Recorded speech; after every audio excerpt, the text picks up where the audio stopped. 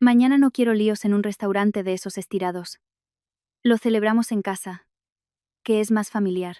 Mi suegra, Carmen, pronunció esa frase sentada con la espalda recta en el sofá de piel que yo había comprado por 3.000 euros. Sostenía una taza de manzanilla que acababa de prepararle, soplando suavemente el vapor sin molestarse en levantar los párpados para mirarme. Mi marido, Diego, estaba repantigado en el otro extremo del sofá, deslizando el dedo por la pantalla de su móvil. La luz azul del dispositivo se reflejaba en su rostro, cada vez más hinchado por la grasa. En la televisión, un ruidoso programa de zapping español llenaba el salón con risas enlatadas que, en mis oídos, sonaban hirientes y molestas. Llegué de la cocina con una fuente de melón y sandía recién cortados. Al escucharla, la bandeja tembló en mis manos sin darme cuenta. Unas gotas de zumo salpicaron mi bata de andar por casa, ya algo descolorida. ¿En casa, Carmen? Dejé la fruta en la mesa de centro y respiré hondo, intentando que mi voz sonara lo más serena posible, sin un atisbo de irritación. Este piso apenas tiene 80 metros cuadrados. ¿Cómo vamos a meter a toda tu familia? Entre los tuyos y los de Diego, seremos como mínimo 20 o 30 personas. El pueblo de Carmen estaba en las afueras de Toledo, una de esas familias numerosas que valoran por encima de todo las tradiciones, el linaje y las apariencias. En las navidades de años anteriores, solo organizar los asientos en el restaurante según la edad y el protocolo de los brindis ya nos había llevado media jornada. Diego por fin dejó el móvil. Se incorporó y me miró con impaciencia. Mamá ya te ha dicho que la comida de los restaurantes tiene demasiados potenciadores de sabor. No sabe a nada y es cara. Solo quiere comer platos cocinados por su nuera. Eso sí que es una muestra de devoción filial, dijo Carmen. El corazón me dio un vuelco.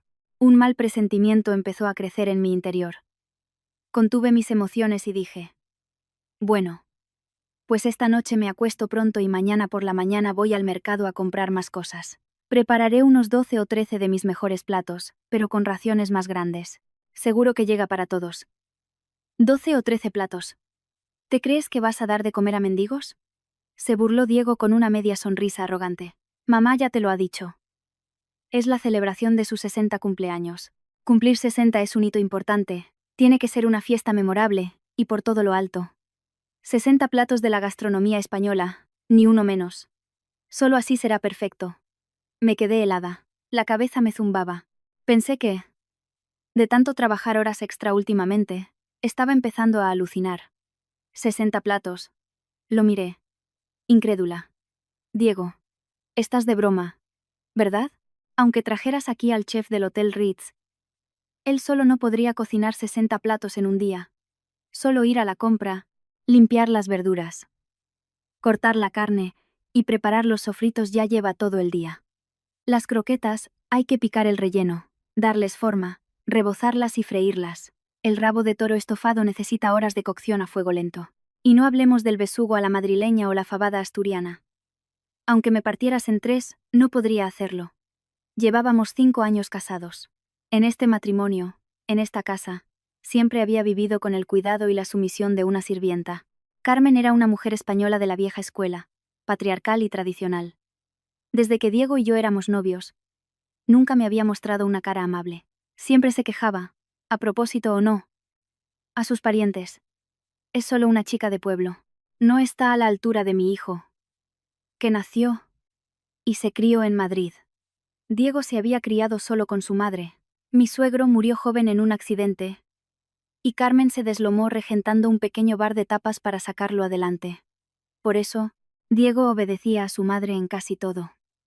Era un auténtico hijo de mamá, que siempre se refugiaba bajo las faldas de su madre. Por la armonía familiar, yo había cedido una y otra vez. Carmen criticaba que mis guisos no eran auténticos. Los fines de semana me apuntaba a cursos de cocina. Carmen se quejaba de que no barría bien. Cada día, al volver del trabajo, dejaba el suelo reluciente. Carmen decía: una mujer casada debe priorizar a su familia. Y yo incluso renuncié a un ascenso a directora de la sucursal de Barcelona, quedándome en Madrid con un puesto estable de empleada senior, pero con un sueldo estancado. Creía que mi cadena de sacrificios y concesiones me granjearía un mínimo de respeto por su parte. Pero ahora veía que me equivocaba. Estaba muy equivocada. No se puede. Pues se tiene que poder. La voz de Diego se volvió gélida. Se puso de pie y me miró desde arriba. Mamá se ha sacrificado toda la vida para criarme en esta ciudad. Ahora cumple 60 años. Lo único que quiere es una celebración cocinada por su nuera para poder presumir delante de la familia. ¿Es una petición tan exagerada? Si no quieres hacerlo, demuestras que eres una nuera desagradecida. Esto no tiene nada que ver con ser desagradecida. La tristeza acumulada durante 5 años estalló de repente como agua hirviendo. Levanté la voz. Es una tarea absolutamente imposible. Pregúntate a ti mismo. Con la mano en el corazón. ¿Cómo he tratado a tu madre desde que me casé contigo? Le duele la espalda a menudo. Cada tarde al volver del trabajo le doy un masaje de media hora sin faltar un solo día. Le cuesta dormir. Le consigo la mejor miel artesanal y las infusiones más caras de la sierra. Quería ese vestido de diseñador de 1.000 euros. Saqué mi tarjeta de crédito sin rechistar. ¿Y vosotros? ¿Me consideráis una esposa? ¿Una nuera? Solo me veis como una asistenta gratuita que encima tiene que pagar de su propio bolsillo. Cállate la boca, Diego. Como si le hubieran pisado la cola.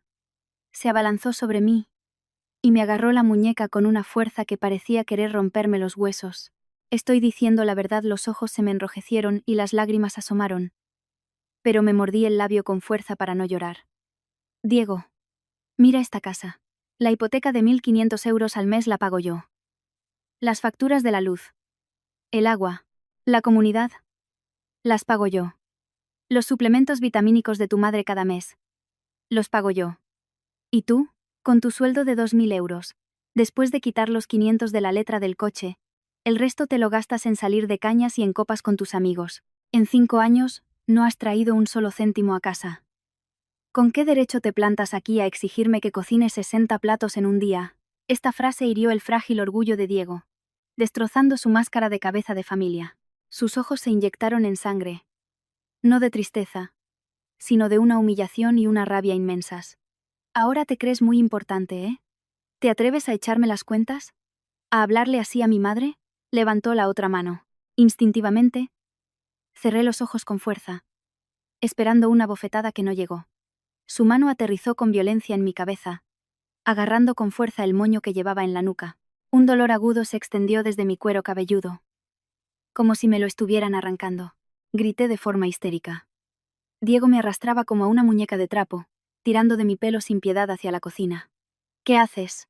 Suéltame. Me haces daño. Con ambas manos, intenté zafarme de su agarre, pero la diferencia de fuerza entre un hombre y una mujer me dejaba indefensa. Ignoró mis súplicas. En sus ojos había una mirada de desprecio y una locura que nunca antes le había visto. Me empujó con violencia dentro de la cocina. Me tambaleé y choqué contra la fría encimera de mármol. Un dolor sordo me recorrió la parte baja de la espalda. Me quedé sin aliento y caí de rodillas sobre el suelo helado. Diego se quedó en el umbral, mirándome desde arriba como a una prisionera despreciable. Escúchame bien, Alba dijo, marcando cada palabra, rechinando los dientes mientras me señalaba. 60 platos para mañana. Si falta uno, te largas de vuelta a tu miserable pueblo. ¿No te crees que esta casa se mantiene gracias a ti? Pues demuéstramelo. Si no puedes, todo lo que has dicho no son más que tonterías. Esta noche te quedas en la cocina. Piensa bien en el menú. Y si no se te ocurre nada, no esperes salir a dormir. Tras decir eso, retrocedió un paso y cerró la puerta de la cocina de un portazo. Inmediatamente después, oí el sonido metálico de la llave girando en la cerradura. Me quedé sentada en el suelo frío, sin fuerzas, con la mente en blanco.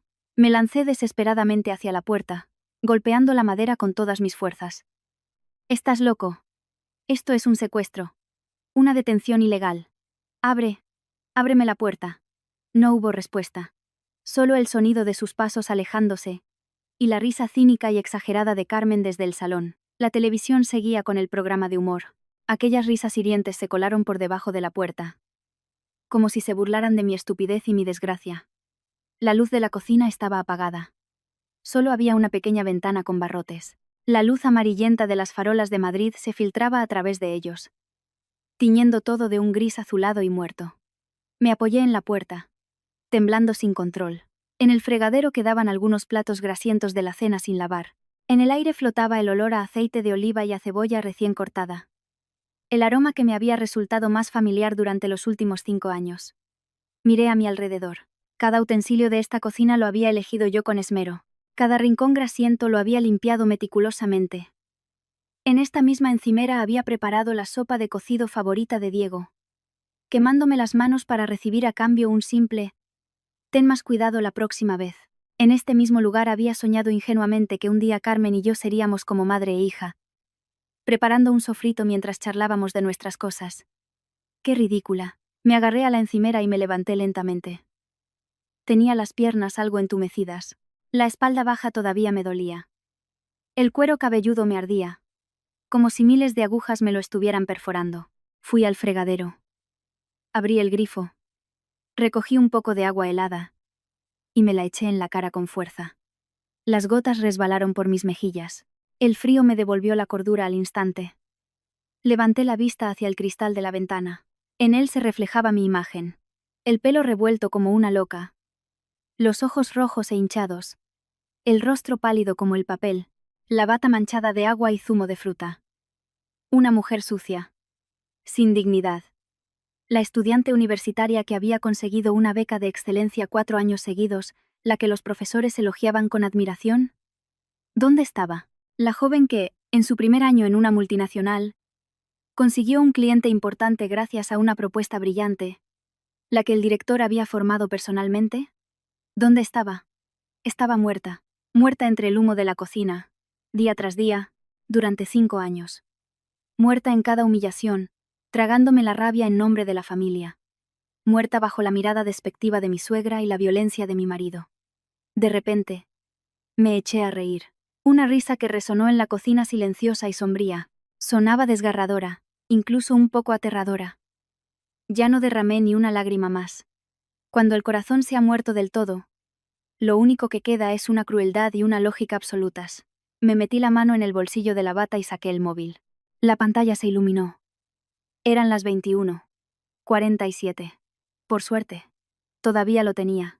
No llamé al 112 para pedir ayuda, ni a mis padres para llorar. Desbloqueé la pantalla. Abrí mis contactos.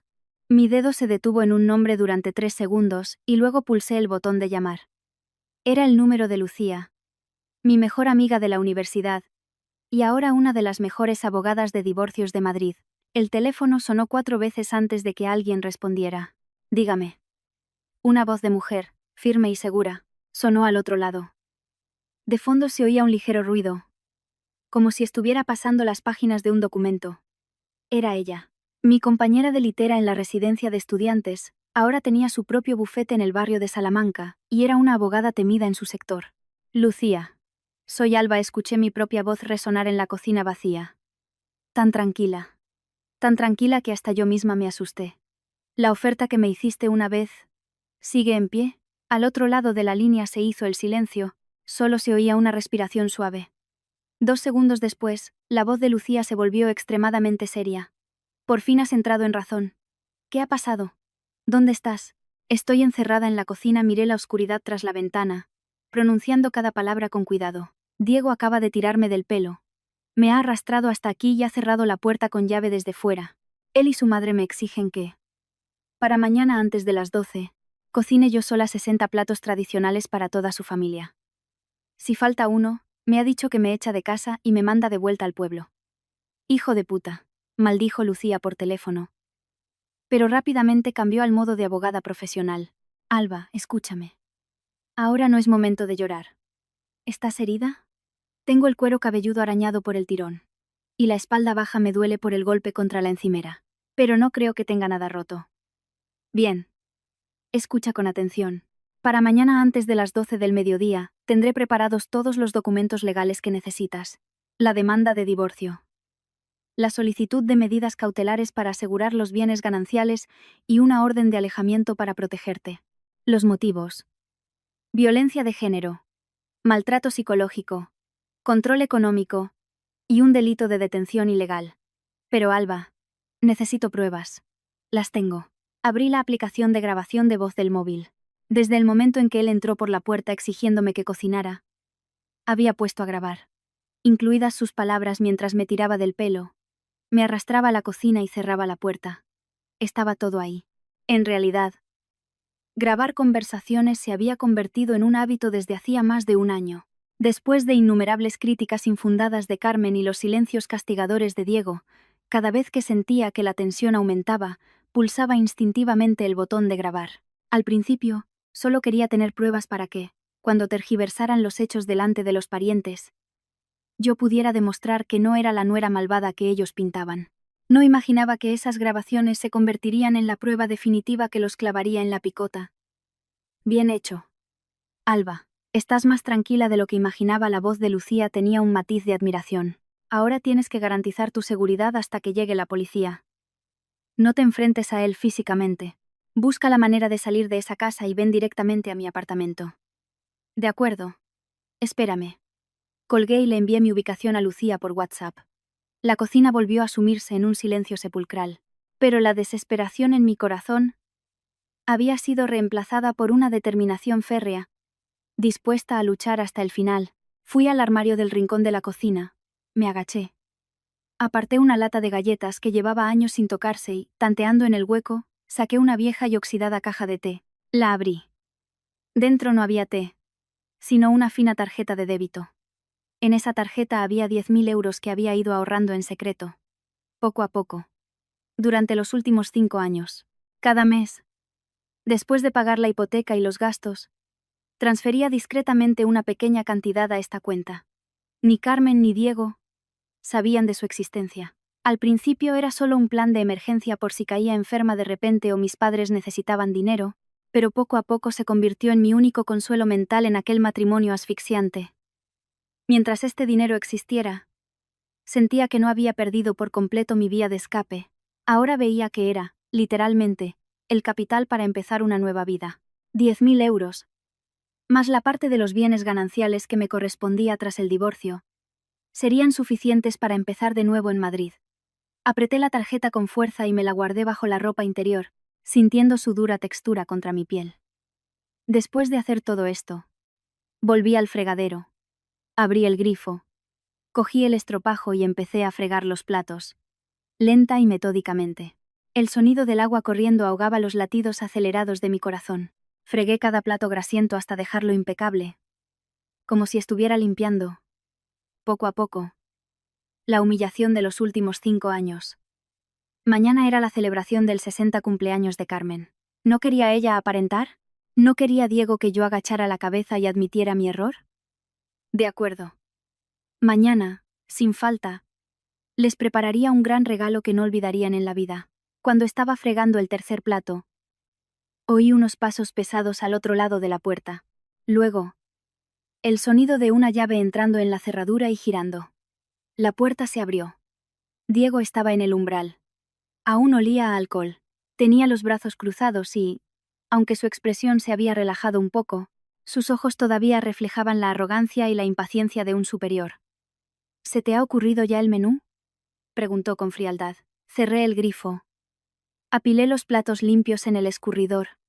Cogí un paño para secarme las manos y me giré para mirarlo. Esbocé una sonrisa sumisa, incluso un poco aduladora. Era mi primera sonrisa de la noche. Sí, ya lo he pensado, cariño, dije en voz baja. Mi tono era dócil, como el de una oveja completamente domesticada.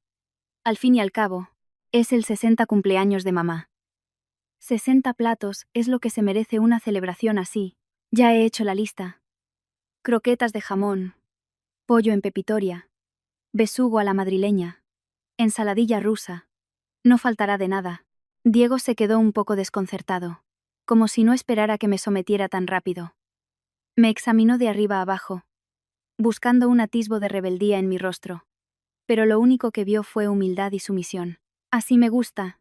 Que sepas cuál es tu sitio, resopló, con un destello de satisfacción en los ojos, como si proclamara su victoria absoluta como cabeza de familia. Pero si fallas, no me culpes a mí. Pero... fingí dudar, mordiéndome el labio. El menú está decidido, pero en la nevera no hay ingredientes suficientes. Por ejemplo, el jamón ibérico para las croquetas, o los piñones y el azafrán para el pollo. No tengo de eso en casa. Y si mañana tiene que estar todo servido para el mediodía, no me da tiempo a ir a comprar por la mañana y prepararlo todo. Piénsalo. Cariño, levanté la vista, mirándolo con sinceridad. Tengo que bajar ahora a un supermercado 24 horas y comprar de una vez todo lo que falta. Esta noche no dormiré para dejarlo todo preparado. 60 platos, si no me organizo bien, es imposible. ¿Estás de acuerdo? Diego frunció el ceño, como sopesando si decía la verdad o mentía. Miró el reloj de la pared y luego mi figura encogida. Finalmente, su arrogancia desmedida disipó sus sospechas. A sus ojos, yo no era más que una chica de pueblo que no podía vivir sin él, que dependía de su compasión y no podía escapar de su control. Ve rápido y vuelve rápido, se apartó de la puerta de la cocina. Y no intentes ninguna tontería. Como no traigas todo lo de la lista, esta noche no duermes. Sí. Ahora mismo voy. Agaché la cabeza y salí de la cocina.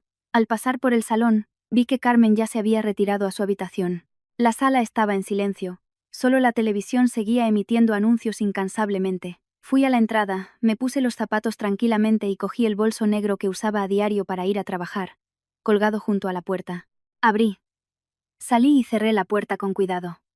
La luz del pasillo, con sensor de movimiento, se encendió, iluminando las escaleras con un tono amarillento.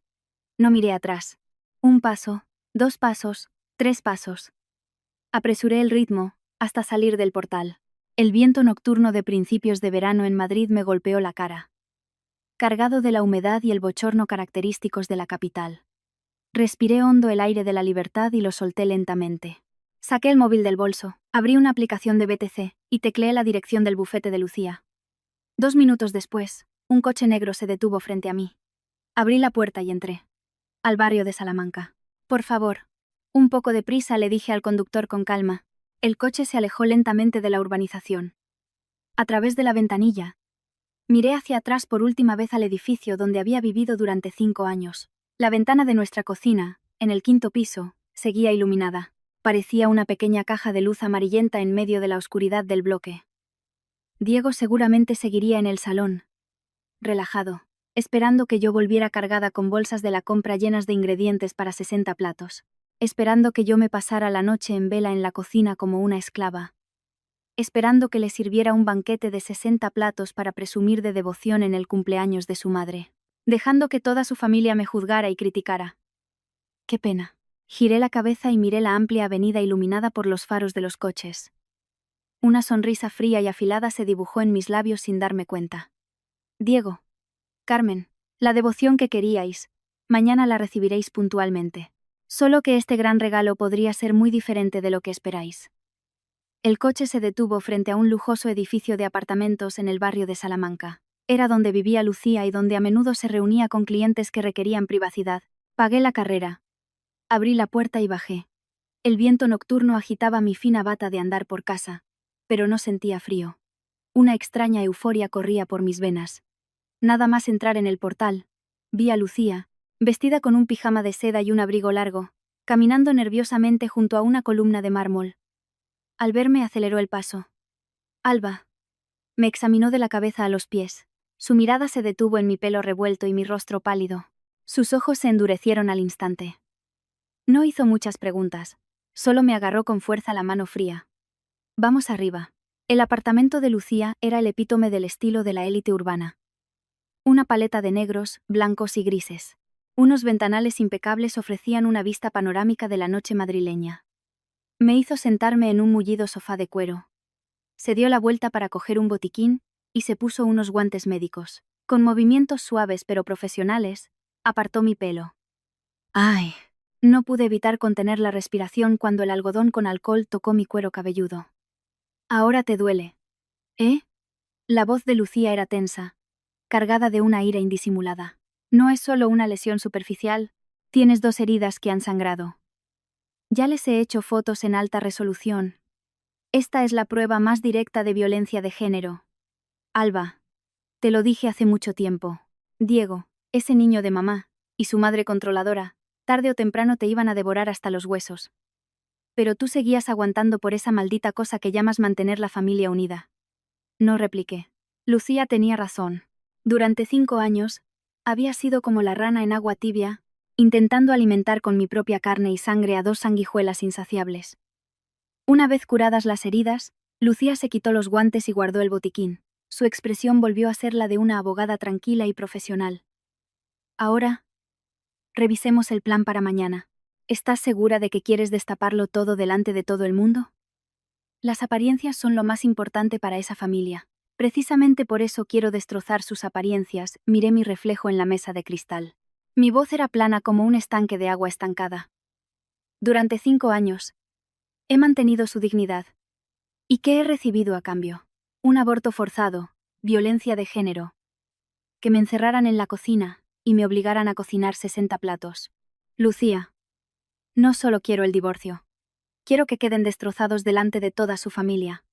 Lucía me miró fijamente durante un instante, y luego una sonrisa fría y admirada se dibujó en sus labios. Esta sí es la Alba que yo conocía, la que rebatía a todo el mundo en los debates de la universidad. De acuerdo.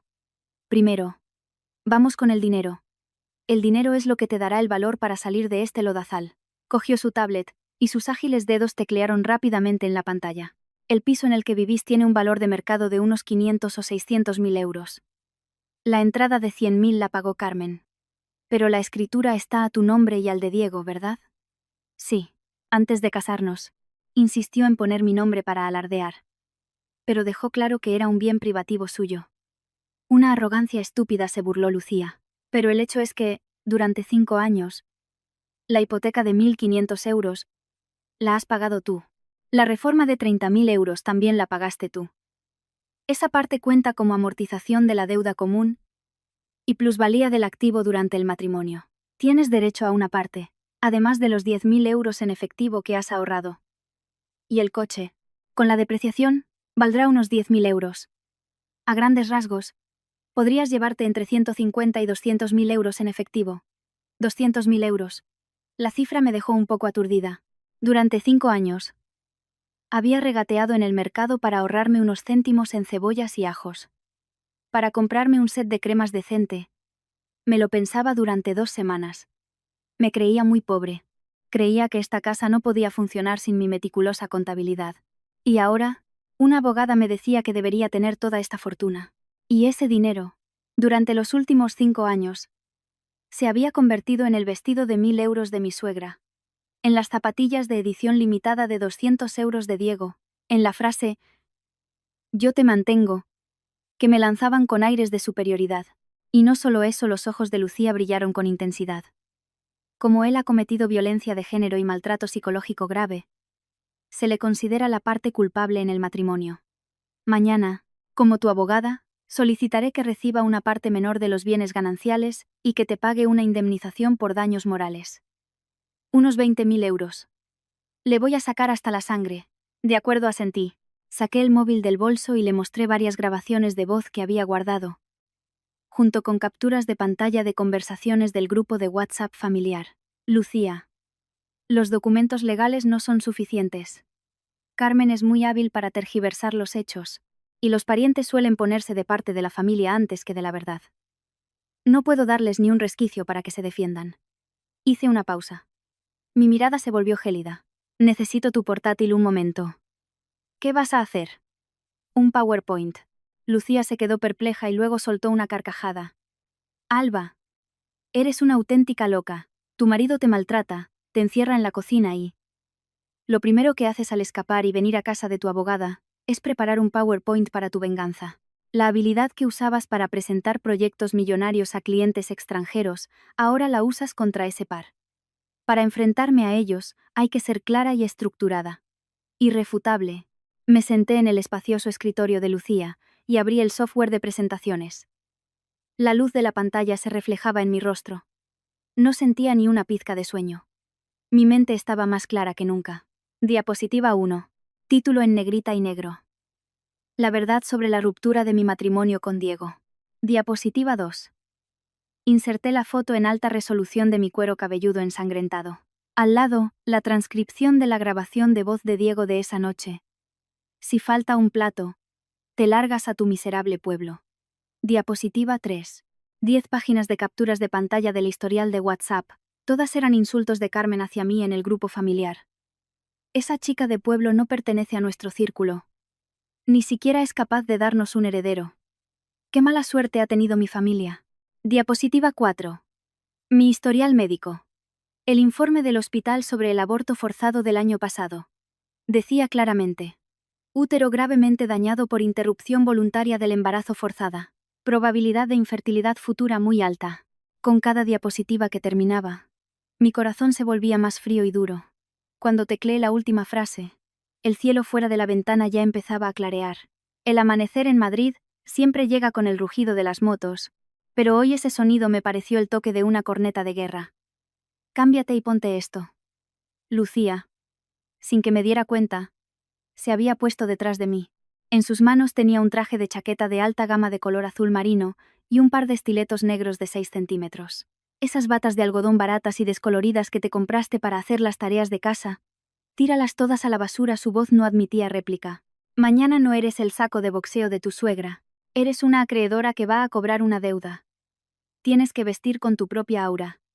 Un aura que grite: estoy harta de serviros. Entré en el baño, lavé los restos de cansancio de mi rostro y me maquillé de forma elegante y afilada. El traje azul marino, perfectamente entallado, realzaba mi figura, algo delgada por años de agotamiento, que ahora parecía erguida y llena de fuerza. Recogí mi largo pelo, que Diego había tirado sin piedad, en un moño apretado en la nuca, sin dejar que un solo mechón se soltara. Al mirar a la mujer en el espejo, casi no me reconocí. Una mirada serena, la espalda recta, irradiando una frialdad que mantenía a los extraños a distancia. Esa era la verdadera Alba. A las 11:30 de la mañana, el Mercedes negro de Lucía aparcó sin problemas frente a mi edificio. El día estaba un poco nublado, el aire bochornoso y pesado. Salimos del coche. 3 personas ya nos esperaban. Hola. Alba, una mujer de pelo corto y mirada penetrante, se adelantó. Era Marta, una periodista de sucesos del diario Metropolitano. Detrás de ella, un cámara con una cámara profesional al hombro. La abogada Lucía ya me ha contado la situación general, dijo Marta, estrechándome la mano. Su voz transmitía seguridad profesional. Tranquila. Hoy lo grabaremos todo de forma objetiva. Ante sucesos como este, donde se usa la moral tradicional de la devoción filial como excusa para ejercer violencia física y mental, los medios tenemos la responsabilidad de sacarlos a la luz. Gracias. Marta asentí con calma. La policía también ha llegado. Lucía señaló un coche discreto no muy lejos. 2 policías de paisano, con aspecto serio, bajaron del vehículo. Anoche, Lucía ya había ido a la comisaría a presentar la denuncia en mi nombre, entregando las primeras pruebas. Alba, nosotros mantendremos el orden en el lugar. Si su marido tiene cualquier comportamiento violento, actuaremos de inmediato, dijo el policía de más edad en voz baja. Todo estaba listo. Lucía sacó una gruesa carpeta de su maletín con la demanda de divorcio, la solicitud de medidas cautelares y una copia de la orden de alejamiento. Levanté la vista hacia el balcón que también conocía. En el 5.º piso. Ya se oía un murmullo desde allí. Risas de niños, el tintineo de copas y conversaciones animadas. Decenas de parientes debían de estar abarrotando el pequeño salón, esperando con expectación que yo sirviera el supuesto banquete de 60 platos. Vamos, respiré hondo y, sobre mis tacones de 6 centímetros, empecé a subir las escaleras. El sonido de los zapatos contra el suelo de cemento. Toc, toc. Sonaba nítido y rítmico, como la cuenta atrás de un verdugo. Al llegar a la puerta de casa, vi que no estaba del todo cerrada. Desde dentro se oía la voz chillona y algo presuntuosa de Carmen. Ay, esperad un poco. Mi nuera será de pueblo, pero es muy apañada. Hoy, para celebrar mis 60, ha aceptado preparar ella sola 60 platos riquísimos, ni uno menos. Así es como se demuestra el respeto. Los parientes respondieron con una retahíla de halagos y exclamaciones de falsa admiración. Me quedé fuera, escuchando las risas felices del interior. Una sonrisa gélida se dibujó en mis labios. Me giré para mirar a Lucía, a la periodista y a los policías, levanté la mano y, con todas mis fuerzas, empujé la puerta entreabierta sin dudarlo. La puerta principal se abrió de golpe, chocando contra la pared con un estruendo que silenció el bullicio del salón. Decenas de pares de ojos se giraron al unísono hacia la entrada. Mi suegra, Carmen, vestida con un traje de terciopelo granate que yo le había comprado por 1.500 euros y un collar de oro grueso al cuello, estaba sentada en el lugar de honor, en el centro del salón. La sonrisa de orgullo no tuvo tiempo de desaparecer de su rostro. congelándose absurdamente en sus labios. Diego estaba sentado a su lado. Con un cigarro entre los dedos, presumía de algo ante un primo. Al verme, se quedó perplejo por un momento. Sus ojos recorrieron mi traje de chaqueta azul marino, mi rostro serio y mis tacones altos. Un destello de incredulidad cruzó su mirada, pero fue reemplazado de inmediato por una furia desatada al ver su autoridad desafiada. Alba, ¿a qué coño estás jugando? Se levantó de un salto, señalándome con el dedo que aún sostenía el cigarro. ¿Qué ropa es esa? ¿De dónde vienes? ¿Y la comida? Vuelves con las manos vacías. ¿Vas a dar de comer aire a nuestros familiares? Los parientes empezaron a cuchichear. Anda. Pero sí es Alba. ¿Por qué va vestida como una ejecutiva que va a una reunión? Es verdad. Hoy es la celebración de Carmen. Se suponía que Alba estaba en la cocina preparando la comida.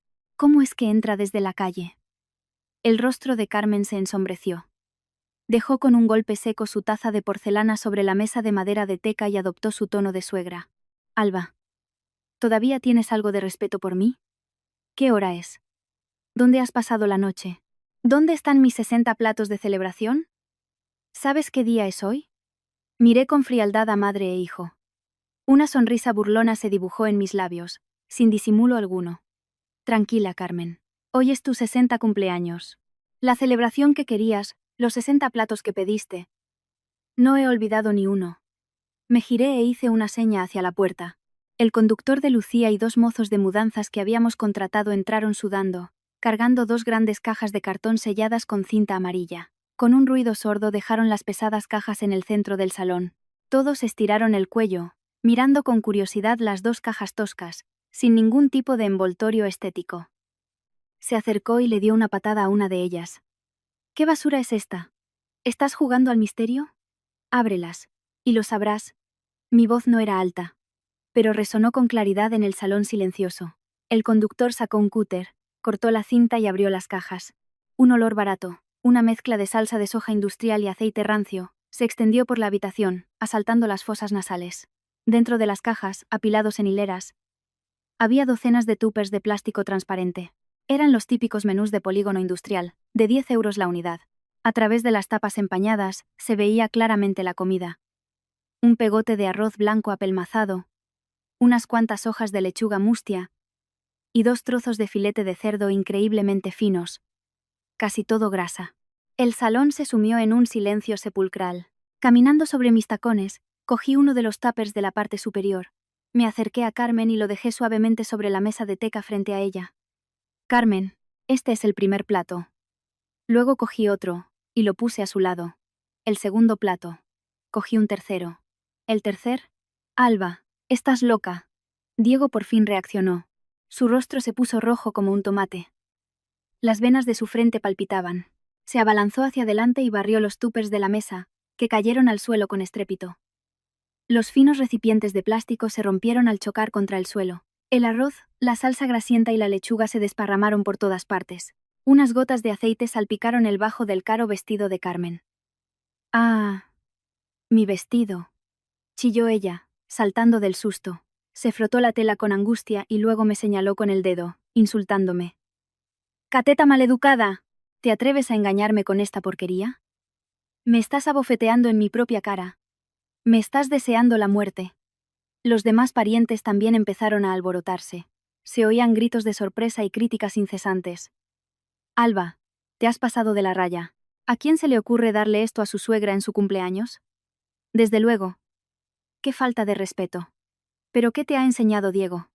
¿Dónde está la educación de esta familia? Cerraos la boca», me giré bruscamente.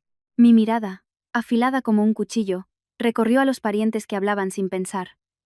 Desatada toda mi ira, contenida durante 5 años, la presión que emanaba silenció de golpe el salón. ¿Respeto? ¿Educación? Señora Carmen, cuando me exigió que cocinara yo sola 60 platos en una noche, ¿por qué no habló usted de respeto? Cuando Diego me agarró del pelo, me encerró en la cocina y me dijo que si faltaba un solo plato me echaría de casa. ¿Por qué no hablasteis de respeto? Mis palabras fueron como una bomba. Las miradas de los familiares cambiaron al instante. Sus críticas cesaron. Algunos miraban a Diego con duda y sorpresa.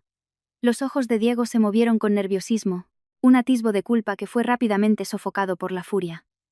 Dio un paso hacia mí, levantando la mano, dispuesto a pegarme. ¿Qué estupideces estás diciendo? Hoy te voy a dar una lección que no olvidarás. Justo en el instante en que su mano iba a caer, los dos policías de paisano que habían estado en la puerta entraron como leopardos. ¡Alto, Policía Nacional! Baje la mano. El policía de más edad agarró con firmeza la muñeca de Diego, le retorció el brazo a la espalda y lo empujó contra la pared. Diego soltó un grito de dolor, como un cerdo en el matadero, forcejeando en vano. ¿Policía? Carmen, aterrada, se dejó caer en el sofá con las piernas temblorosas y el rostro pálido como el papel. Agente, ¿no se habrán equivocado? Nosotros no hemos hecho nada ilegal. Esto es un asunto de familia. ¿Un asunto de familia? Saqué de mi bolso un documento legal con un sello rojo brillante. Caminé hasta el centro del salón y lo levanté en alto. Mi mirada furiosa recorrió a todos los presentes, asegurándome de que mi voz llegara a cada rincón. Hoy, delante de toda la familia, de la policía y de la prensa, yo, Alba, presento oficialmente una demanda de divorcio contra Diego. Lancé la demanda sobre la mesa de teca, entre los restos de los tuppers. Estos 60 menús del día son la última muestra de devoción que le ofrezco a esta familia. A partir de hoy, no os debo nada. Y lo que vosotros me debéis, os lo cobraré por la vía legal, con intereses. El aire en el salón pareció congelarse. Todas las miradas, llenas de sorpresa, asombro e incredulidad, se clavaron en el documento que ponía: demanda de divorcio. ¿Divorcio? ¿Esta zorra se atreve a pedirme el divorcio?, rugió Diego, inmovilizado contra la pared por la policía, como una bestia enjaulada. Sus ojos inyectados en sangre me miraban fijamente, las venas de su cuello a punto de estallar. Desagradecida. Sin mí, no tendrías ni un techo bajo el que dormir en Madrid. ¿Con qué derecho pides el divorcio? ¿Con qué derecho? ¿Con qué derecho? Lo miré a su rostro desfigurado por la ira. En mis ojos solo había un desprecio helador. Con el derecho que me da el hecho de que eres un maltratador y un parásito. Saqué mi móvil y, sin dudarlo, reproduje la grabación de anoche al máximo volumen. La voz cruel, violenta y arrogante de Diego resonó con una claridad aterradora. 60 platos para mañana. Si falta uno, te largas de vuelta a tu miserable pueblo. Esta noche te quedas en la cocina. Y si no se te ocurre nada, no esperes salir a dormir. Acompañando sus palabras, se oía el sonido de un forcejeo, mi grito ahogado al ser arrastrada por el pelo y el portazo final seguido del giro de la llave. El salón entero se sumió en un silencio sepulcral, solo roto por el eco de la grabación en el aire viciado. Los parientes que antes me acusaban de no tener respeto ahora se miraban entre ellos, boquiabiertos e incrédulos. En España, aunque el machismo residual persiste en algunas familias, torturar a tu esposa como a una prisionera y encerrarla en la cocina sobrepasaba cualquier límite moral aceptable. Tú lo grabaste todo a escondidas, balbuceó Diego. Su furia se desvaneció, reemplazada por un pánico inocultable y la patética expresión de alguien pillado infraganti. Si no lo hubiera grabado, tendría que esperar a que vosotros dos salierais a llorar ante la gente, haciéndoos las víctimas, contando cómo esta nuera malvada os maltrataba. Guardé el móvil, saqué un fajo de folios de mi bolso y los tiré sobre la mesa de teca. Ahora, abrid bien los ojos y mirad. Señalé los documentos impresos. Mi voz era fría y cortante como un cuchillo. Estas son las capturas de pantalla de las conversaciones de la señora Carmen en vuestro supuesto grupo familiar feliz. Tíos, tías, ¿no estáis todos en ese grupo? Seguro que lo habéis visto todo, ¿verdad? Cogí la primera hoja y la leí en voz alta. Esa chica de pueblo no encaja en nuestro ambiente. Es una tacaña hasta para comprar unas costillas de cerdo, siempre eligiendo lo más barato. Huele a pobreza. Ni siquiera puede darme un nieto varón para continuar el apellido. Solo sabe trabajar en esa multinacional, ganando dinero sucio. Una mujer que no puede dar hijos varones, ¿para qué sirve? Qué mala suerte hemos tenido metiendo a esta gafe en casa. Con cada frase que leía, el rostro de Carmen se volvía más pálido. Su caro vestido rojo parecía ahora una broma deslumbrante. Se desplomó en el sofá. Sus labios temblaban. Tú me estás calumniando. Yo no dije eso. Esta arpía lo ha falsificado. ¿Falsificado? Abrid vuestros móviles y comprobad el historial del grupo. Se sabrá enseguida, ¿no? Sonreí con cinismo, paseando la mirada. Varios parientes que antes habían sido los más ruidosos ahora bajaban la cabeza. Culpables. Evitaban mi mirada. Incapaces de sostenérmela. Habían sido espectadores pasivos de la violencia. Incluso habían respondido con emojis de risa a los crueles comentarios de Carmen en el grupo. Su silencio era una puñalada para mí. Señores, no se apresuren. Esto no es lo peor. Mi voz bajó de repente, cargada de una emoción contenida. Saqué lentamente el último documento, una copia del informe médico con el sello del hospital. Miré fijamente a Carmen y a Diego. Mis lágrimas, por fin, cayeron, pero no eran lágrimas de debilidad, sino de un rencor grabado a fuego en mis huesos. En febrero del año pasado, estaba embarazada de 3 meses. ¿Y vosotros? Vosotros dos. Demonios con forma humana, los señalé directamente. Mis nudillos se pusieron blancos por la fuerza. Carmen insistió en llevarme a una clínica ilegal para hacerme una ecografía. Cuando ese supuesto médico os dijo que el bebé que esperaba era una niña, cerré los ojos, respirando hondo. Sentía como si tuviera cristales rotos en los pulmones, desgarrándome por dentro. Al abrirlos de nuevo, en mi mirada solo había la determinación de romper con todo. Carmen me obligó a abortar, y Diego, mi marido, el padre de ese bebé nonato, no solo no detuvo la locura de su madre, sino que se alió con ella. Me inmovilizaste. Me metiste en un taxi. Me arrastraste como a un animal a esa clínica ilegal. El médico os lo advirtió. Mi condición era especial. Si me forzaban a abortar, podría quedarme estéril para siempre. ¿Pero qué dijisteis entonces? Sostuve mi móvil y abrí otra grabación. Era la pesadilla más profunda que guardaba en mi corazón. Lo que me atormentaba cada noche al despertar. En la grabación, la voz fría y desalmada de Carmen sonaba como un cuchillo oxidado arañando los tímpanos de todos los presentes. Una niña no sirve para nada. Es una ruina tenerla. Que la saquen, que no sea una carga. Y si luego no puede tener más hijos, pues ¿qué se le va a hacer? Una mujer que no puede dar varones. ¿Para qué la queremos? La familia de Diego no necesita nietas. Inmediatamente después, se oyó la voz cobarde de Diego. Mamá tiene razón, Alba. Hazle caso. Aguanta un poco el dolor. Ya pasará. Boom. Si la grabación de la violencia de género había sido una bomba, esta era una bomba nuclear que aniquilaba por completo la imagen social de Carmen y Diego. Dios mío. Una tía mayor, horrorizada, se tapó la boca con la mano, mirando a Carmen con incredulidad. Eso es un pecado mortal. Carmen, ¿cómo has podido hacer algo tan monstruoso? Era tu nieta. La opinión pública se invirtió por completo. En la sociedad española, aunque la descendencia es importante, forzar un aborto por el sexo del bebé, deseando un varón hasta el punto de causar la esterilidad de la nuera, era una atrocidad que clamaba al cielo.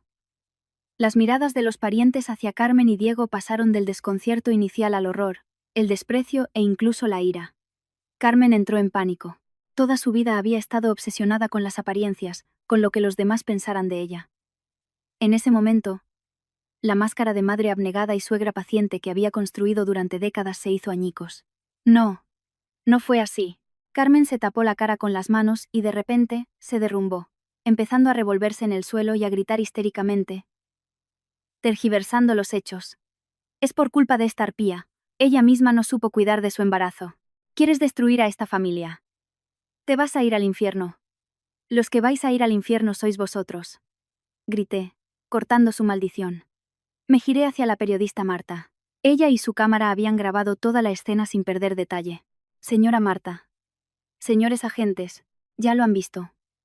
Respiré hondo, calmando mi pecho agitado. Violencia de género. Maltrato psicológico. Aborto forzado con resultado de esterilidad. Con estas pruebas es suficiente para demandarlos, ¿verdad? Más que suficiente, y de una gravedad extrema. La abogada Lucía, que había estado detrás de mí, dio un paso al frente. Caminaba con sus tacones altos, su mirada tan afilada como un bisturí. Su aura no era menos imponente que la mía. Señor Diego, en relación con los presuntos delitos de malos tratos y detención ilegal, ya hemos presentado la denuncia correspondiente anoche. Además, esta es la orden de alejamiento que acaba de emitir el juzgado. A partir de ahora, si se acerca a menos de 200 metros de mi clienta, la policía lo detendrá de inmediato. No quise volver a mirar los rostros de madre e hijo, ahora derrumbados en el suelo, pálidos como muertos. Tampoco me importaron los parientes que cuchicheaban con diversas expresiones. Cogí mi bolso y erguí la espalda. Diego, nos vemos en el juzgado. Cada gota de sangre que me has chupado, te la haré vomitar con intereses. Dicho esto, me di la vuelta sin dudarlo. En medio del caos, el olor a comida rancia y el silencio sepulcral, salí de lo que una vez llamé hogar, pero que en realidad fue un infierno, sin mirar atrás ni una sola vez. El viento me golpeó la cara, trayendo un aroma de libertad que nunca antes había sentido. Al salir de aquella casa impregnada de podredumbre, la luz del sol de fuera me deslumbró. Respiré hondo el aire fresco. La enorme roca que había oprimido mi pecho durante 5 años pareció aligerarse, pero fue seguida de inmediato por un agotamiento abrumador. Lucía se acercó y me rodeó los hombros con un brazo. Alba, has estado increíble ahí dentro. Ver sus caras ha sido espectacular. Como una película de terror de serie B. Forcé una sonrisa y subí al Mercedes negro de Lucía. La periodista Marta y su cámara estaban revisando el material. Marta se giró, me miró con seriedad y asintió. Alba, las pruebas que has aportado son muy contundentes. Publicaremos el reportaje en nuestra edición digital esta misma noche y saldrá en la portada del periódico mañana. Nos centraremos en denunciar el patriarcado exacerbado que conduce al aborto forzado. Gracias, Marta. Cerré los ojos y apoyé la cabeza en el asiento. Solo esperaba que esta tragedia no se repitiera en otras mujeres. Después de prestar declaración en la comisaría, Lucía me llevó a cenar a un restaurante de Fondué. El caldo rojo hirviendo burbujeaba, el picante me entraba por la nariz. Comí con avidez, como si quisiera llenar con ese sabor intenso el vacío de mi corazón. Sin embargo, subestimé la desfachatez de la familia de Diego. A las 8 de esa noche, el artículo de El Diario Metropolitano se publicó puntualmente. Las visitas superaron rápidamente las 100.000. En los comentarios, los internautas españoles condenaban unánimemente la crueldad de la familia de Diego. Pero solo 2 horas después, Diego publicó un vídeo en sus redes sociales. En él, aparecía con una camisa blanca arrugada, el pelo revuelto y los ojos enrojecidos, sentado junto a la cama de un hospital donde estaba Carmen. Ella llevaba una mascarilla de oxígeno, tenía el rostro pálido y parecía extremadamente débil. Reles. Alba. Sé que me equivoqué. Diego miraba a la cámara, con la voz entrecortada, fingiendo una humildad total. No debí levantar la mano cuando estaba borracho. Tampoco. Debí hablarte mal en el cumpleaños de mamá, pero Alba. Mamá está ahora en urgencias porque le ha dado un subidón de tensión. El médico dice que tiene riesgo de ictus en cualquier momento. No para de llamarte. Está arrepentida. Dice que no debió ser tan dura contigo. Se secó una lágrima falsa y continuó su drama. 5 años de amor. ¿De verdad eres capaz de presionarnos hasta que mi madre se muera para quedarte satisfecha? La familia ya me ha echado la culpa a mí. ¿Pero no has pensado que mamá solo quería que tuviéramos descendencia? Vuelve a casa, Alba. Si retiras la denuncia, estoy dispuesto a arrodillarme y pedirte perdón. Nuestro hogar no puede estar sin ti. El vídeo fue rápidamente compartido por varias cuentas de influencers locales con titulares provocadores. Giro de guión. El marido pide perdón entre lágrimas. La suegra. En la UCI. ¿Es esta mujer empoderada demasiado cruel? Miré la cara de Diego en la pantalla del móvil. Sentí una náusea inmensa. Está actuando. Lucía golpeó la mesa y se levantó. Si ni siquiera lleva bien puesta la cánula de oxígeno. Sé que actúa. Y sé que su familia es experta en usar la opinión pública para tapar la verdad. En España, donde las normas tradicionales todavía tienen peso, los conceptos de perdón y tolerancia a menudo se convierten en cadenas impuestas sobre los hombros de las víctimas. Y, efectivamente, en los comentarios empezaron a aparecer opiniones divididas. Al fin y al cabo, es tu suegra. Aunque se haya equivocado, ahora está en el hospital. Como nuera, deberías ir a verla. Ya se ha disculpado de esa manera.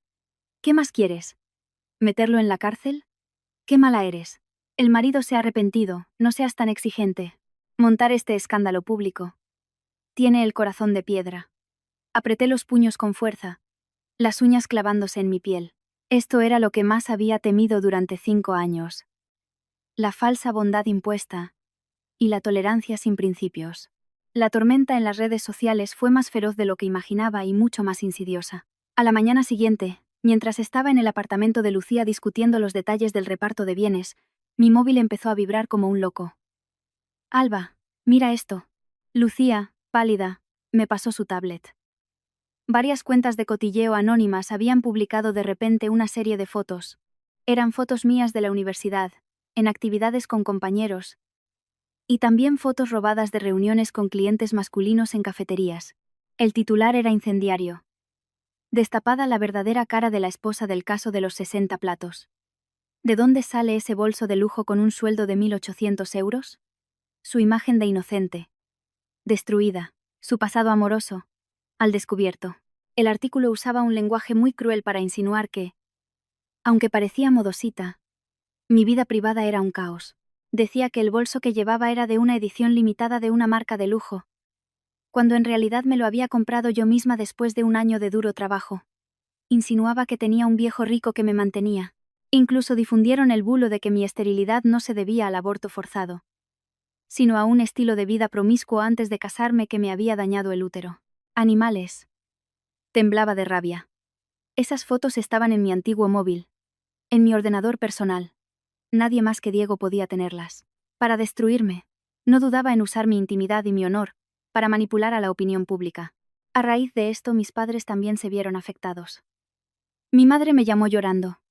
Alba, unos hombres han estado en la puerta de casa. Dicen que son periodistas. No paran de preguntar si es verdad que te mantiene un viejo en Madrid. Los vecinos nos miran. Tu padre está tan enfadado que casi le da un infarto. Mamá. Papá. Cerrad la puerta con llave. No le abráis a nadie. Voy a llamar a la policía ahora mismo, le dije antes de colgar. Mis lágrimas por fin brotaron, lágrimas de una furia incontenible. Diego quería usar el sufrimiento de mis seres queridos para obligarme a rendirme. Lucía. Ha cometido un delito. Me sequé las lágrimas. Mis ojos brillaban con una luz gélida. Lo sé.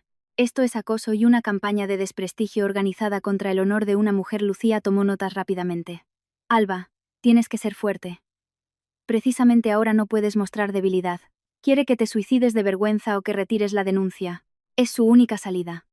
Justo en ese momento, me llamó Recursos Humanos de mi empresa.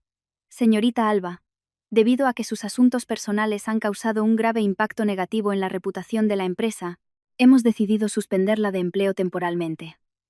Por favor, venga a la oficina para tramitar la entrega de su puesto. Apreté el teléfono y solté una risa fría. 5 años de trabajo duro no valían nada frente a unos rumores de cuentas basura. De acuerdo. Cari Tari. Iré a tramitar mi despido voluntario, respondí con calma. Si quieren jugar sucio, jugaré hasta el final. Abrí WhatsApp y vi un mensaje de Diego. Alba, si retiras la denuncia y haces una declaración pública diciendo que las grabaciones las editaste tú, para crear un malentendido, las noticias negativas sobre ti desaparecerán al instante. Mamá ha dicho que si vuelves, podemos poner la casa solo a tu nombre. Piénsatelo bien. Una mujer divorciada y con la reputación por los suelos como tú, si me dejas, no eres nadie. Leí el mensaje, sintiendo como si viera una serpiente venenosa en un rincón oscuro. Lucía, ayúdame a preparar el contraataque. Levanté la vista. Con los ojos encendidos. Cree que puede controlar la opinión pública. Vamos a demostrarle que la red de la justicia es amplia y no se le escapará. Miré el mensaje de Diego, lleno de arrogancia y amenazas, en la pantalla. No respondí. En su lugar, hice una captura de pantalla.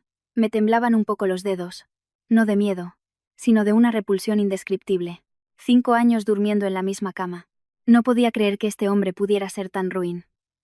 No leas más esos comentarios. Lucía se acercó. Me quitó el móvil y lo puso boca abajo sobre la mesa. Me sirvió un vaso de agua tibia. En las redes sociales, para difundir un rumor basta una foto. Para desmentirlo, tienes que correr hasta romperte las piernas. Si ahora te dejas llevar por la emoción y te pones a insultar a la gente o a escribir un largo ensayo explicando de dónde sacaste el bolso, caerás en su trampa. Sostuve el vaso, respiré hondo y me obligué a calmarme. No pienso insultar a nadie, levanté la vista. Mis ojos recuperaron lentamente su claridad, brillando con la crueldad de alguien acorralado. Lucía. He estado observando las fotos que han publicado esas cuentas. Hay una foto de grupo del club de teatro de la universidad. Esa foto nunca la publiqué en ninguna red social. Siempre ha estado en un disco duro externo que usé hace 3 años. Lucía captó la clave al instante. ¿Dónde está ese disco duro ahora? En un cajón de mi despacho, en el piso donde vivía con Diego. Apreté los dientes, marcando cada palabra. Ese disco duro tiene contraseña. La contraseña es nuestro aniversario de boda. Aparte de Diego, nadie en el mundo podría haber sacado esa foto. Los ojos de Lucía brillaron. Era como una cazadora experta que acaba de oler sangre. Exacto. Esto no son habladurías de internautas. Es una campaña de desprestigio organizada, con trolls a sueldo. El sueldo de Diego es de apenas 2.000 euros al mes. No tiene ni el cerebro ni los contactos para coordinar docenas de cuentas a la vez. Hay un profesional detrás dándole instrucciones. Y seguro que ha gastado una buena suma de dinero. Carmen tiene el dinero de una expropiación, unos 200.000 euros.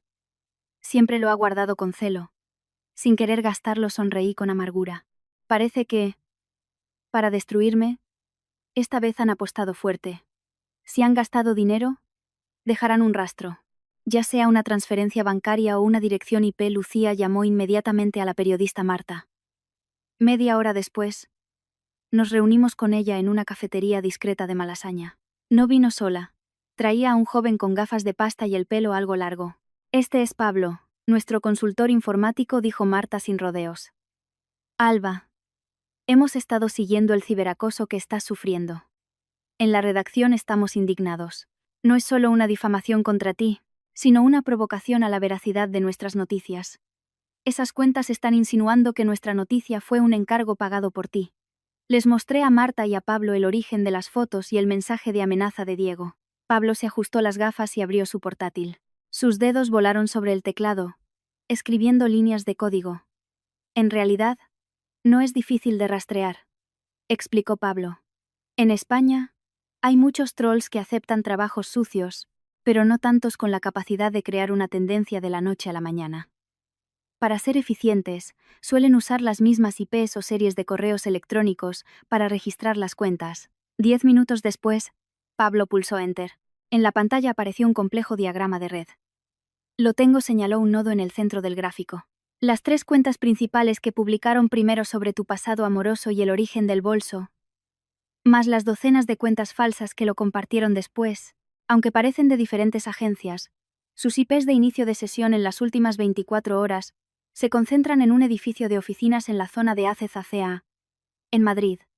Marta se acercó a mirar la dirección. Su expresión cambió ligeramente. Azca. Abogada Lucía. Si no recuerdo mal, esa dirección. Al oír ese nombre, el rostro de Lucía se ensombreció. Soltó una risa fría. Con razón sus métodos son tan sucios. El jefe de ese bufete es el abogado Robles. Es un abogado rastrero, muy temido en Madrid.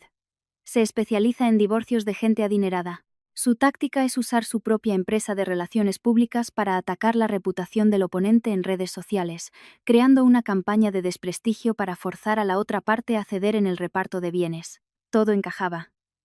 Diego debía haber contratado a Robles. Robles no solo quería luchar contra mí en el juzgado, sino también usar el ciberacoso para destruirme por completo, arruinando mi reputación e incluso haciendo que mis padres se derrumbaran por la presión social. ¡Qué rastrero! Marta cerró el portátil, indignada. Alba, ¿qué quieres hacer ahora? Podemos publicar una investigación especial para destapar esta red de trolls. No. Todavía no es el momento, negué con la cabeza. En mis ojos brillaba un destello frío. 5 años en un matrimonio de sufrimiento me habían forjado una paciencia inusual. Si ahora los exponemos solo con unas direcciones IP, Robles encontrará fácilmente una excusa. Dirá que su red fue hackeada. Necesito una prueba irrefutable que los aniquile de un solo golpe. Miré a Lucía. Lucía. Prepara un comunicado. Quiero responder personalmente. A las 3 de la tarde de ese día, mientras la opinión pública en Internet hervía, y los internautas inundaban mis comentarios con insultos, publiqué una declaración a través de la cuenta oficial del bufete de Lucía y de mi cuenta personal verificada.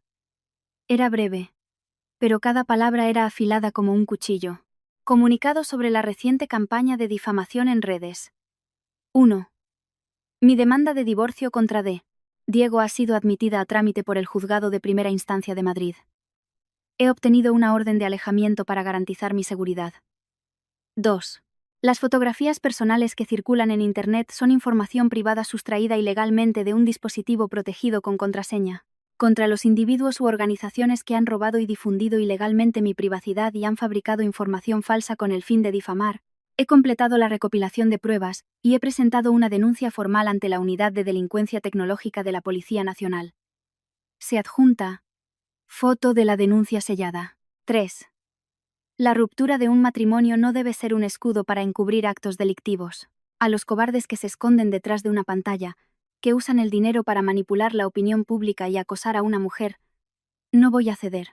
No voy a retroceder y no voy a retirar la denuncia. Nos vemos en los tribunales. La declaración acababa de publicarse. No había lamentos ni desahogos emocionales. Solo una denuncia policial sellada y una firmeza inquebrantable. La opinión pública, que se había inclinado hacia un lado, empezó a fracturarse ante esta respuesta inesperadamente serena. Y en ese apartamento que también conocía, Diego, mirando la pantalla de su móvil, probablemente nunca imaginó que el asedio que creía perfecto se había convertido en la soga que yo misma había tejido para llevarlo a la cárcel. 10 días después, en los juzgados de Plaza de Castilla, en Madrid, el sol de principios de verano entraba por los altos ventanales, pero no lograba calentar la solemne y silenciosa sala. Llevaba el mismo traje de chaqueta azul marino que el día que me fui de casa. Acompañada por Lucía, caminé con calma hacia el banquillo de la demandante. En el banquillo del demandado, Diego ya estaba sentado. Sorprendentemente, Carmen, la suegra que supuestamente agonizaba en la UCI, también había venido.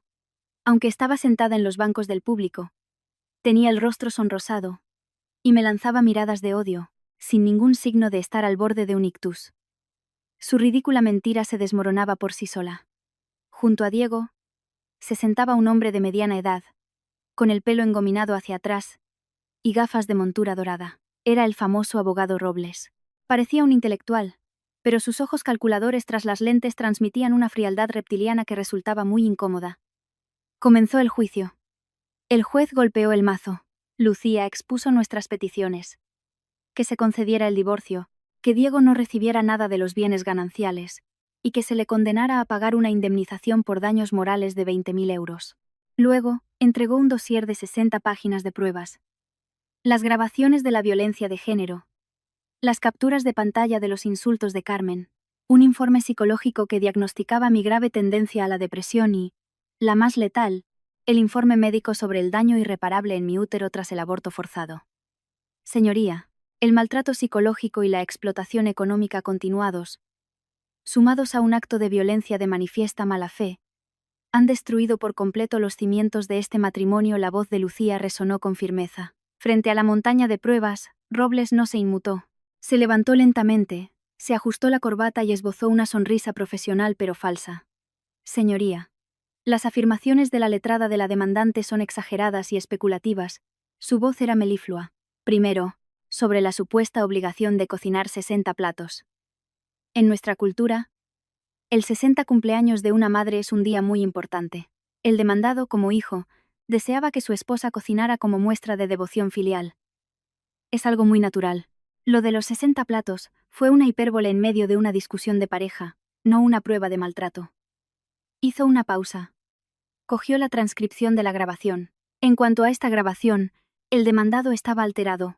Pero nótese que el contacto físico se produjo con la intención de retener a su esposa cuando ésta se negaba a razonar e intentaba abandonar el domicilio. Fue un acto impulsivo en una disputa matrimonial, no una agresión deliberada. En cuanto al aspecto económico, mi cliente también contribuía a los gastos familiares. La demandante asumió la hipoteca por iniciativa propia, en un marco de confianza conyugal. ¿De dónde sale la acusación de explotación económica? Al oír esto, sentí que la rabia me subía por el pecho. Convertir lo negro en blanco. Suavizar la violencia de género como contacto físico para retenerla.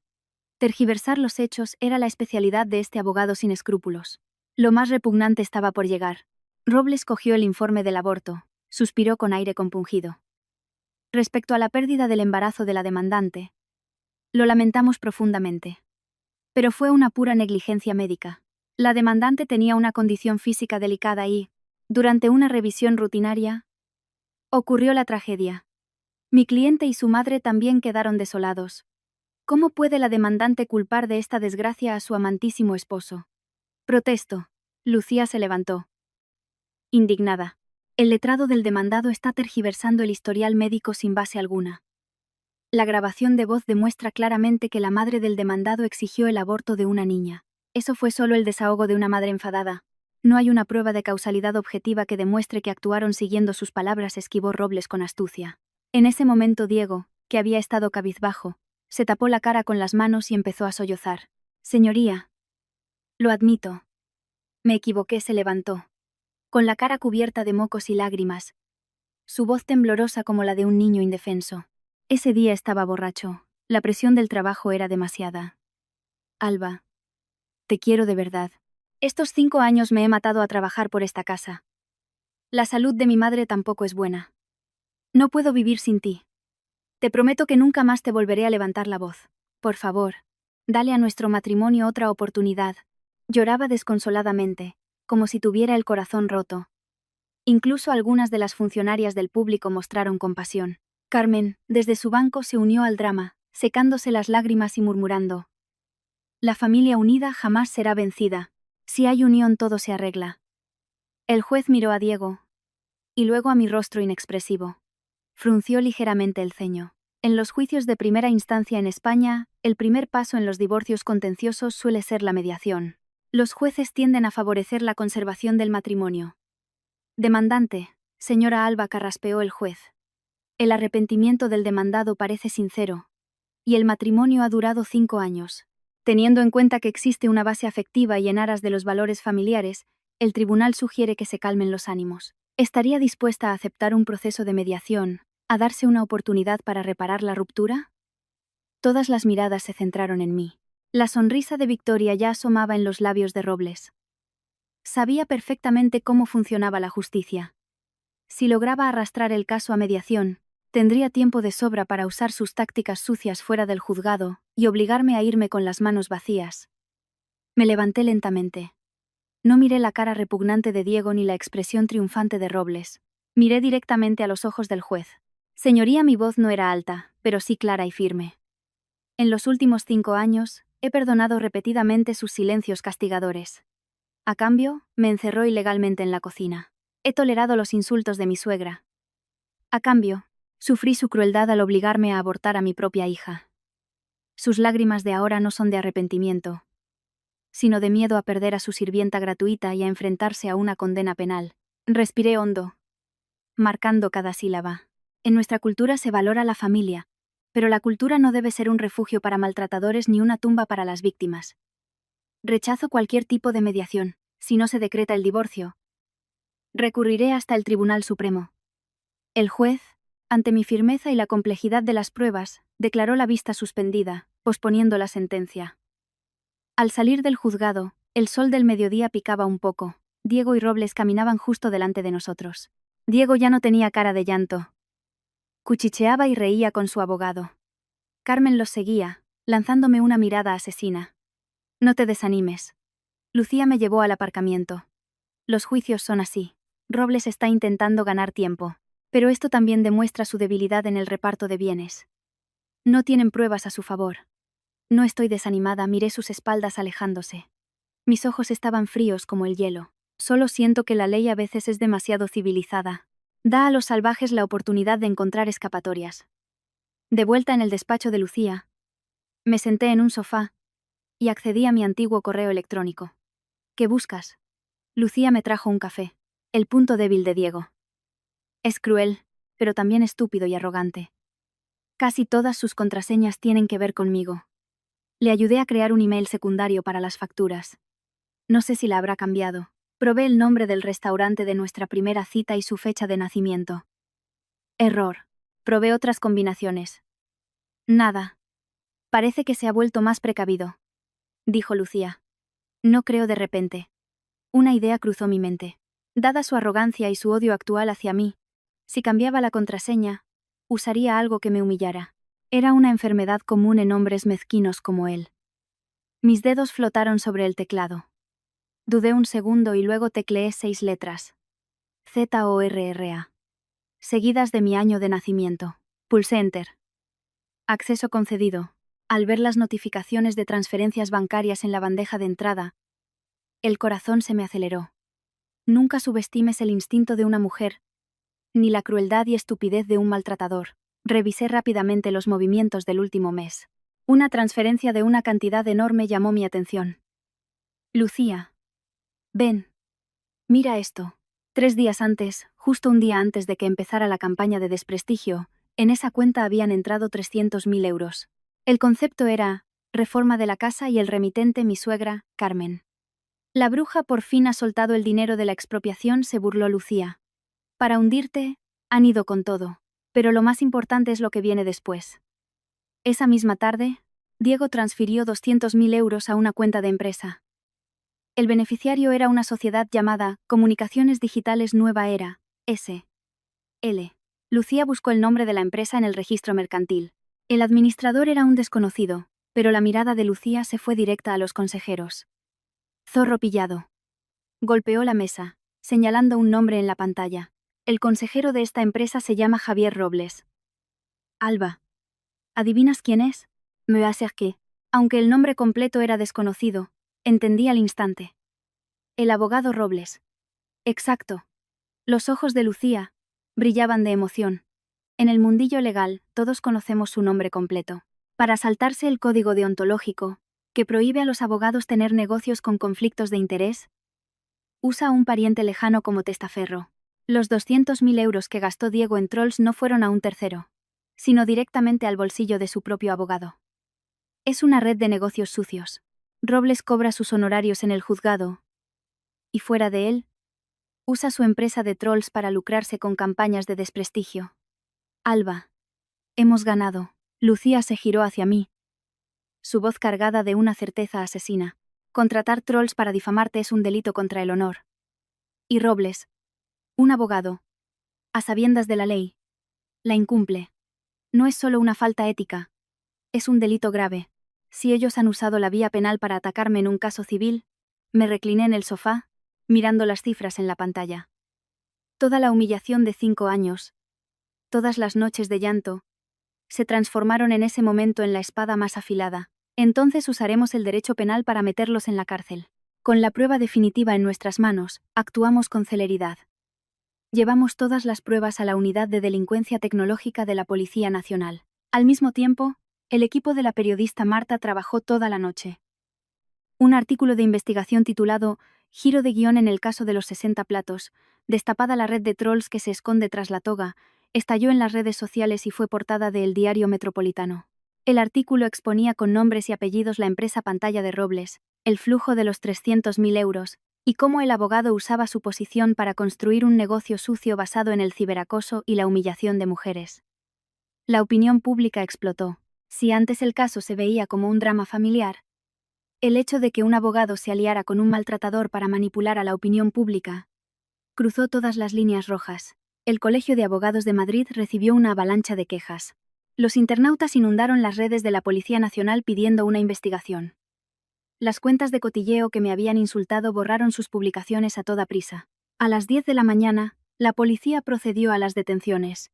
Yo estaba en el despacho de Lucía, mirando el tráfico de Madrid. Mi ánimo estaba en calma. Acaban de llegar noticias, Lucía entró en su despacho. La policía ha detenido a Diego y a Robles. Cuando se llevaron a Robles de su oficina, estaba pálido como un muerto. Ni rastro de su arrogancia de ayer. Han incautado todos los ordenadores de su empresa de relaciones públicas. Se le ha vuelto en su contra. Vamos, me levanté. La policía me ha llamado para ampliar la declaración. Creo que hay algunas personas que están deseando verme. Al llegar a la comisaría, vimos a Diego bajar de un coche de policía. Parecía 10 años más viejo. El hombre que se creía el rey de la casa, que me gritaba y me pegaba, ahora tenía el pelo revuelto, el rostro desencajado y los ojos llenos de pánico. Al verme bajar del Mercedes se abalanzó hacia mí como un náufrago. ¡Quieto ahí! 2 agentes lo inmovilizaron. ¡Alba! ¡Alba! ¡Escúchame!, gritaba, con la voz rota. Fueron los trolls. Yo no los busqué. Fue el abogado Robles. Él me incitó. Me dijo que si tu reputación quedaba por los suelos, te irías sin pedir nada. No sabía que era ilegal, Alba. Por los 5 años que nos hemos querido, Dile a la policía que era una broma. Firma la retirada de la denuncia. Te daré la casa entera. Me detuve y miré al hombre arrodillado en el suelo, suplicando clemencia. La luz del sol iluminaba su rostro, haciéndolo parecer aún más patético y repugnante. ¿5 años de amor?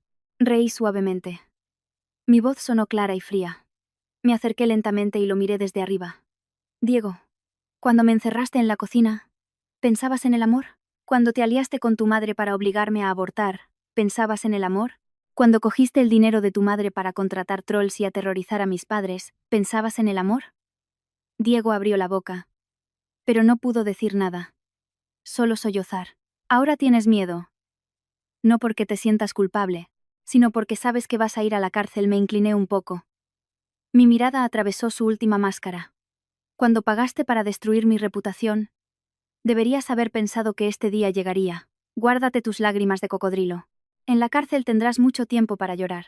Dicho esto, le di la espalda y entré en la comisaría. A mis espaldas, oí sus gritos desesperados. Pero ya no podían provocar la más mínima onda en mi corazón. Con pruebas tan contundentes, la investigación policial fue rápida. 3 días después, se decretó prisión provisional. Diego, por un delito de revelación de secretos y otro contra la integridad moral. Robles, por los mismos delitos. Además de ser expulsado del colegio de abogados. Su bufete fue clausurado. En cuanto a nuestro divorcio, el juez dictó sentencia rápidamente. No solo obtuve la propiedad completa del piso, mis ahorros y la indemnización por daños morales, sino que gané de forma total. Vendí el piso lleno de malos recuerdos y alquilé un acogedor estudio cerca del despacho de Lucía, lista para empezar mi nueva vida. Pero la familia de Diego no sabía cómo retirarse con dignidad. Una tarde lluviosa, al volver del supermercado, vi una figura encorvada bajo el alféizar de mi portal. Era mi ex-suegra, Carmen. En menos de 10 días, había envejecido 20 años. Su pelo, antes negro y cuidado, ahora estaba medio canoso y pegado a su cráneo. Llevaba ropa vieja y empapada, y temblaba de frío. Ni rastro de la señora con traje de 1.500 euros que me ordenaba cocinar 60 platos. Al verme, se abalanzó sobre mí y me abrazó las piernas. Alba, mi buena nuera, por fin te encuentro. Lloraba a gritos, arrodillada en el asfalto mojado. Te lo ruego, te lo suplico. Dile a la policía que perdonas a Diego. Retira la denuncia. Diego, solo tiene 30 y pocos años. Si va a la cárcel, su vida estará arruinada. Sostuve mi paraguas, inmóvil, mirando a la mujer que una vez me pisoteó. En mi corazón no había satisfacción. Solo una profunda pena y un sentimiento de absurdo. Señora Carmen, no soy digna de ese apelativo. Mi voz era tranquila, sin ira, solo fría. ¿No decía usted que era una chica de pueblo que no merecía a su hijo? Es que soy vieja y tonta. Tengo la boca muy sucia. Se abofeteó a sí misma. La culpa fue mía. Toda mía. Diego es un buen chico. Solo me obedecía. Cúlpame a mí. Pégame. Insúltame. Pero por favor, suéltalo. Fue el hombre que amaste con todo tu corazón. ¿Amé con todo mi corazón? Reí con frialdad. Mi mirada se endureció. Señora Carmen, ahora siente pena por su hijo. ¿Y cuándo me obligó a mí? Febrero del año pasado, cuando me inmovilizasteis en esa clínica ilegal. Cuando ese tubo frío entró en mi cuerpo, yo os supliqué que no lo hicierais. Que era mi hija. ¿Qué me dijo usted? Me dijo que una niña era una ruina. Que la sacaran para que no fuera una carga. Usted mató a su propia nieta. Me robó mi derecho a ser madre. ¿Dónde estaba su compasión entonces? Carmen se quedó sin palabras, con la boca abierta. La lluvia le caía en la cara y le entraba en la boca. Y hace unos días, cuando Diego me arrastró por el pelo y me encerró en la cocina, yo gritaba pidiendo ayuda. ¿Y usted qué hacía? Estaba sentada tranquilamente en el sofá que yo pagué, bebiendo su manzanilla, escuchando mis gritos y riéndose. ¿Pensó entonces que mi vida podía quedar destrozada por vuestra culpa? Yo me equivoqué. Carmen se derrumbó por completo, llorando en el charco de agua sucia. Eran lágrimas reales, no de actuación, sino de un miedo y una desesperación absoluto. Su único pilar en el mundo, el hijo que ella misma había malcriado y empujado al abismo, ya no podía protegerla. La ley es justa. Si ha cometido un delito, tiene que ir a la cárcel. La retirada de la denuncia, jamás la firmaré. Váyase a casa, señora. Cuídese. Cuando Diego salga de la cárcel, la necesitará para que le dé de comer. Ya no hice caso de sus lamentos. Pasé mi tarjeta para abrir la puerta y entré en el luminoso portal. La puerta se cerró lentamente a mi espalda, dejando fuera para siempre toda la oscuridad y la podredumbre de 5 años. Mañana, en Madrid, seguro que saldría el sol. El apartamento que albergó mis 5 años de juventud y humillación se vendió en un mes. Los compradores eran una joven pareja de recién casados. El día de la firma, la chica recorría la casa con ojos soñadores, planeando en voz alta dónde pondría el sofá y qué flores plantaría en el balcón. Él la miraba con adoración, asintiendo a todo. Al verlos, sentí una punzada, como si me viera a mí misma 5 años atrás, creyendo ingenuamente que con esfuerzo y sinceridad podría construir un refugio en esta ciudad. En lugar de eso, construí mi propia tumba. Señorita Alba, que le vaya todo muy bien. El agente inmobiliario me transfirió el dinero restante de la venta. Sumado a la indemnización y mis ahorros, en mi cuenta ahora había casi 200.000 euros. Para una mujer soltera en Madrid, era una suma considerable para empezar de nuevo con dignidad. Entregué las llaves a la pareja, eché un último vistazo a la cocina donde Diego me había arrastrado como a un perro, y salí de allí sin el menor atisbo de nostalgia.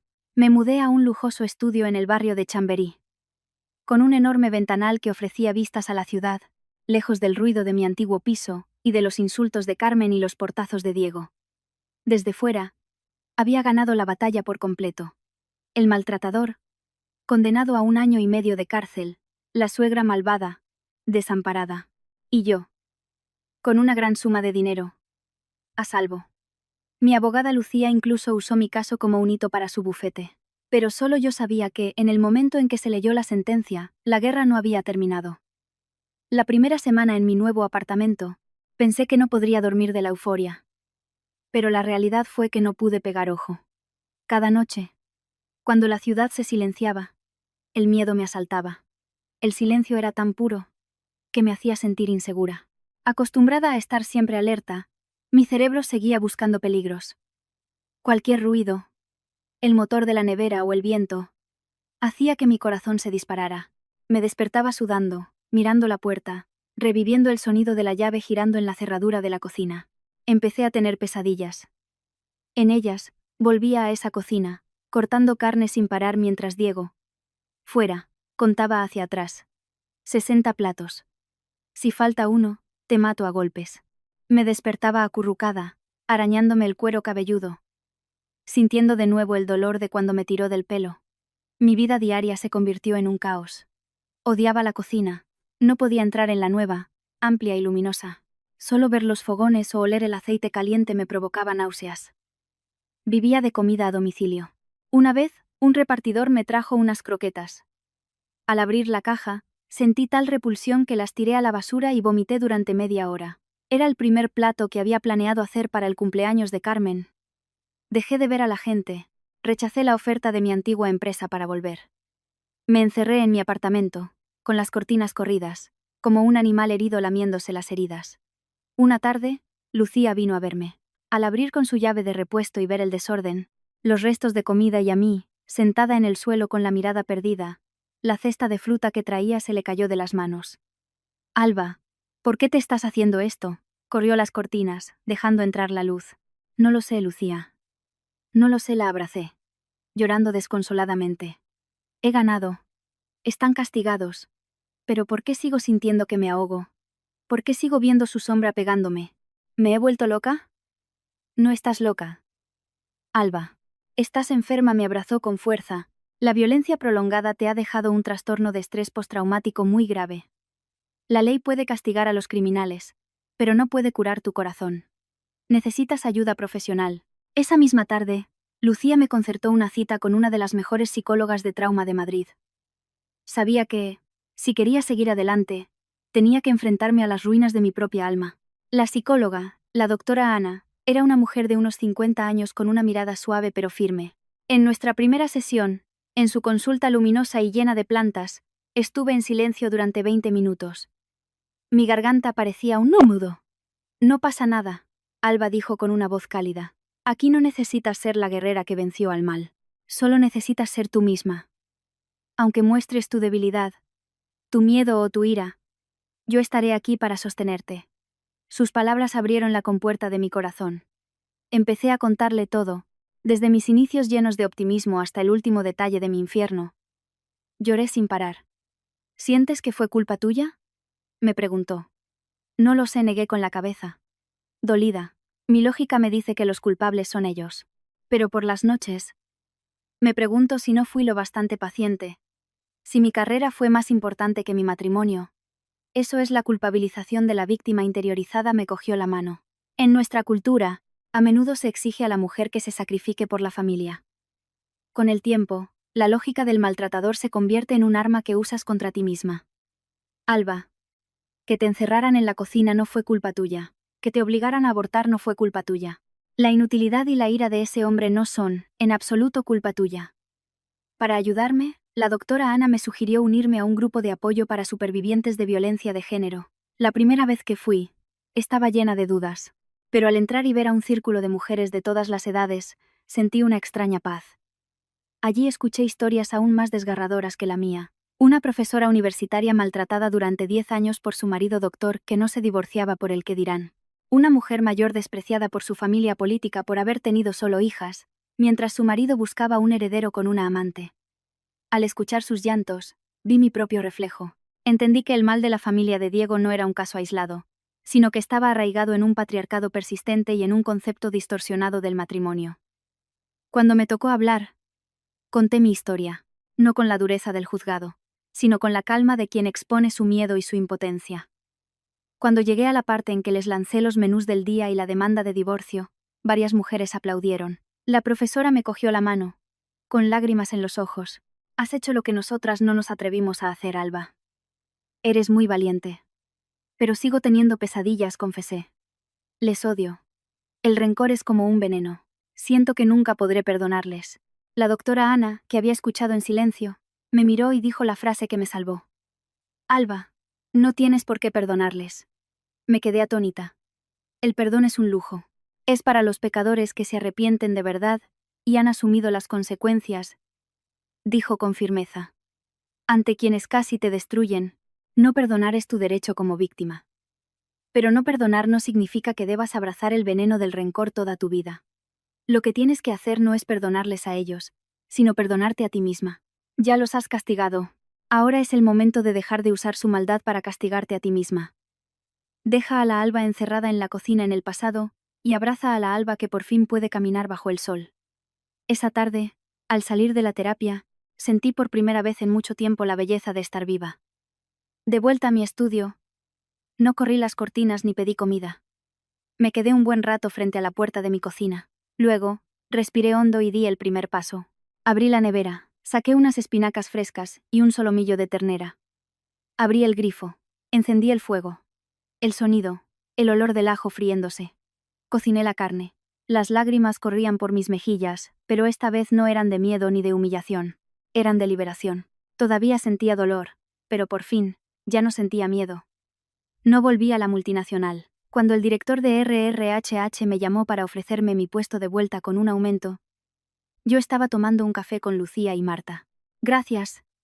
Pero he encontrado algo mucho más significativo, dije, mirando el sol de Madrid. Mi carta de renuncia está en su correo. Colgué el teléfono y empujé hacia ellas un folio con un plan de negocio. En la parte superior, 2 palabras en negrita. Poder de mujer. Las historias del grupo de apoyo me habían despertado. En este país, todavía había miles de mujeres atrapadas en matrimonios tóxicos, sin saber a quién pedir ayuda. Quería ser yo quien les diera un megáfono y un escudo.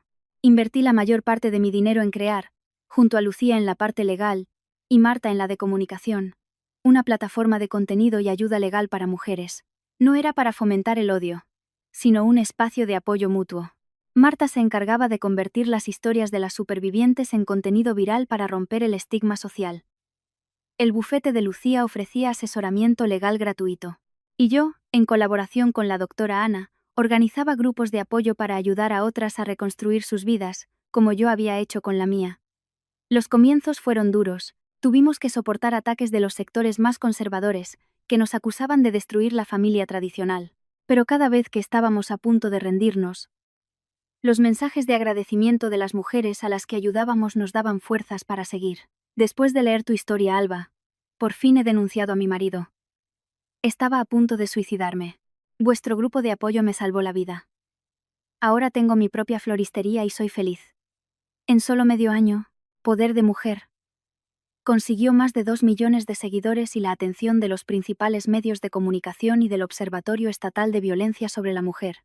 Una tarde, después de un directo sobre la importancia de las capitulaciones matrimoniales, recibí un mensaje de un número desconocido. Alba. Soy un primo de Diego. Está enfermo en la cárcel. Necesita dinero. La tía Carmen tiene la tensión por las nubes. No tiene ni para medicinas. Ahora que eres una empresaria importante, ¿no podrías prestarnos 3.000 euros? Como una obra de caridad. Al leer este mensaje de chantaje emocional, no sentí nada. Solo ganas de reír. Hice una captura de pantalla, se la envié a Lucía para que la archivara como prueba de acoso y bloqueé el número. Dejé el móvil y me acerqué al ventanal de nuestra nueva y moderna oficina en el centro de Madrid. Afuera. Las luces de la ciudad empezaban a brillar. Innumerables faros de coches formaban ríos de luz que fluían por las venas de esta ciudad vibrante. Me giré y miré mi escritorio. En un jarrón había un girasol. Brillante y libre. Me lo había comprado esa mañana al pasar por una floristería. No tiene la elegancia de una rosa ni el perfume de un lirio. Pero siempre se yergue, buscando el sol, creciendo salvaje y lleno de vida. Hace 5 años, creía que mi meta en la vida era ganarme el favor de un marido maltratador y una suegra cruel cocinando 60 platos de humillación. Ahora, por fin, entendía que las manos de una mujer no solo sirven para fregar platos o limpiar el suelo, sirven para teclear una demanda que cambia un destino, para firmar contratos millonarios, para abrazar a otras mujeres que lloran en la oscuridad y, sobre todo, para abrir, por una misma, una puerta hacia un sinfín de posibilidades. Soy Alba, la exnuera sumisa que casi muere en una cocina. Y ahora, una empresaria que crece mirando al sol. Mi historia termina aquí, pero la historia de Poder de Mujer no ha hecho más que empezar.